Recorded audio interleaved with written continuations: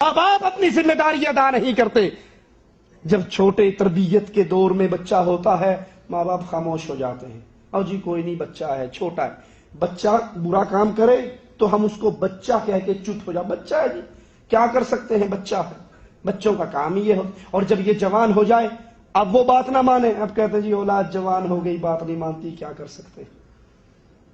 اولاد کی تربیت تو تو نے کرنی تھی نا. کلکم راع وکلکم مسئول عن رعیتہ. تم میں سے ہر بندہ حکمران ہے، اس کی رعایا ہے. باپ اپنے بچوں پہ حکمران ہے، خامد اپنی بیوی پہ حکمران ہے، بیوی اپنی اولاد پہ حکمران ہے. اس کی تربیت کا قیامت کے دن سوال تم سے ہوگا.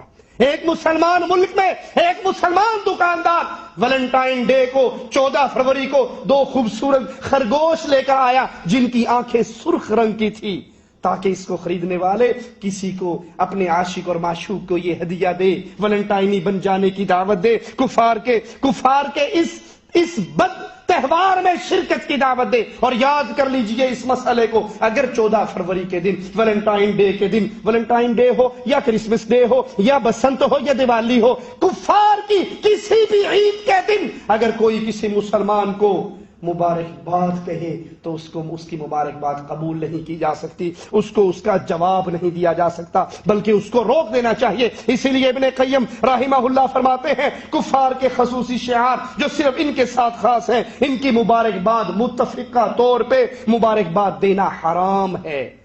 مبارکباد دینا خاص طور پہ وہ بھائی سنیں جن کے کیمپوں میں کفار اور مسلمان مشترکہ رہتے ہیں، کفار کی عید میں ان کو مبارکباد دینا حرام ہے، ان کی مبارکباد قبول کرنا حرام ہے.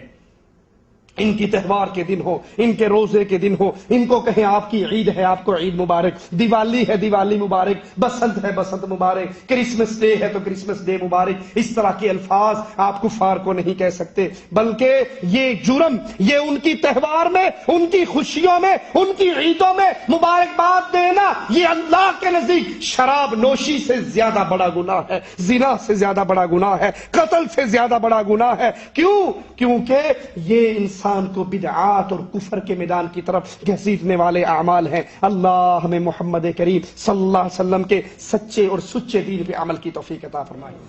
شیخ محمد بن صالح العثیمین رحمہ اللہ سے یہی سوال کیا گیا کہ کچھ عرصے سے یوم محبت کا تہوار منایا جانے لگا ہے، اور خاص کر طالبات میں اس کا اہتمام ہوتا ہے جو عیسائیوں کے تہواروں میں سے ایک تہوار ہے. اس دن پورا لباس سرخ رنگ کا پہنا جاتا ہے، جوتے بھی سرخ ہوتے ہیں. آپ اس میں سرخ رنگ کے گلاب کے پھولوں کا تبادلہ ہے. تو ہم آپ سے درخواست کرتے ہیں اس تہوار کو منانے کے بارے میں آپ کیا فرماتے ہو؟ تو شیخ ابن عثیمین رحمہ اللہ نے فرمایا کہ یوم محبت کا تہوار کئی وجوہات کی بنا پر منانا ناجائز اور حرام ہے. اس میں سب سے پہلے یہ کہ یہ تہوار بدعت ہے، شریعت میں اس کی کوئی دلیل اور اصل نہیں ہے. یہ تہوار دل کو ایک گرے پڑے امور میں مشغول کرتا ہے، گندے کاموں کی طرف لے کر جاتا ہے جو کام سلف صالحین سے شامل نہیں ہے. یہ کفار کا تہوار ہے، یہ ان کی عادات ہے، اس کو اپنانا مسلمان کے لیے جائز نہیں. اسی طرح شیخ عبداللہ بن عبد الرحمن بن جبرین حافظہ اللہ سے یہ سوال کیا گیا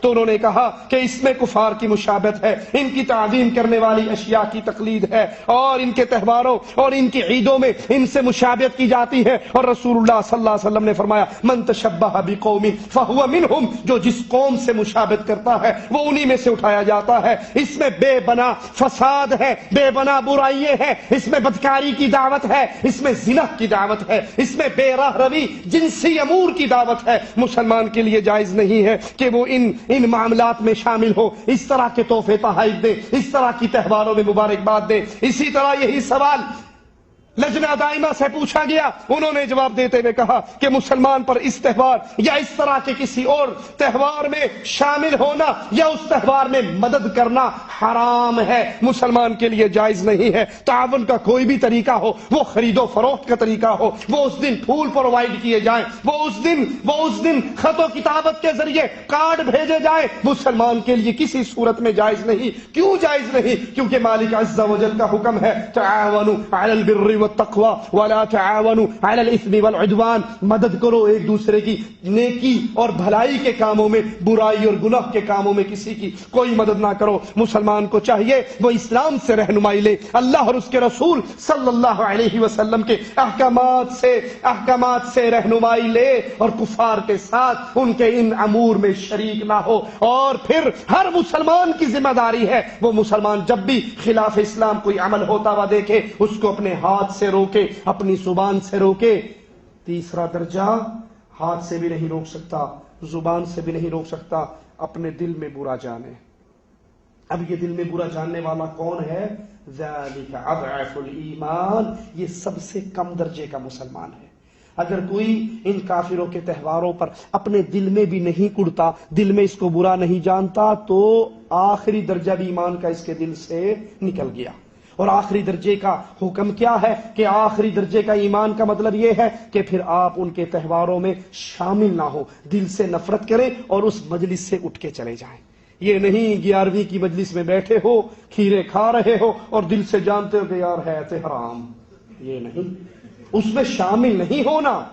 کھجور کی گٹھلیوں پر اللہ کی ضربیں مار رہے ہو، آیت کریمہ کے ورد کر رہے ہو اور کہتے جی میں دل سے برا جان رہا ہوں، آپ تو رگڑا لگا رہے ہو، دل سے برا نہیں جان رہے۔ دل سے برا جاننے کا مطلب یہ ہے کہ اللہ رسول کی مخالفت کی کوئی مجلس ہو اس میں بیٹھا نہ جائے۔ اللہ سے دعا ہے اللہ ہمارے گناہوں کو معاف فرمائے، ہماری خطاؤں کو معاف فرمائے، ہماری سیاہکاریوں کو معاف فرمائے، ہمیں زندہ رکھے، اسلام پر رکھے، موت دے ایمان پر دے۔ اس حال میں ہمارا اللہ ہمیں اپنے پاس بلائے، اللہ ہم سے راضی ہو، ہم اپنے اللہ سے راضی ہوں۔ اقول قولی ھذا واستغفر اللہ لی ولکم ولسائر المسلمین فاستغفروہ انہ هو الغفور الرحیم۔